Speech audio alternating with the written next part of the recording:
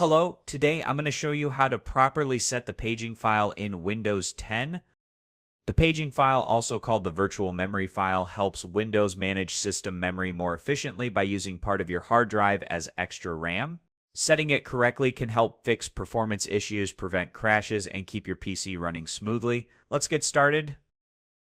Open the search menu, type Advanced System, then click View Advanced System Settings in the results.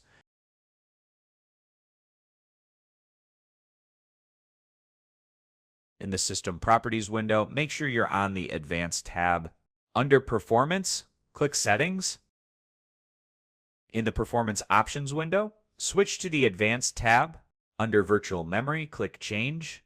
In the new window, check Automatically Manage Paging File Size for all drives. Click OK to apply the changes and close all windows. Restart your computer to complete the reset.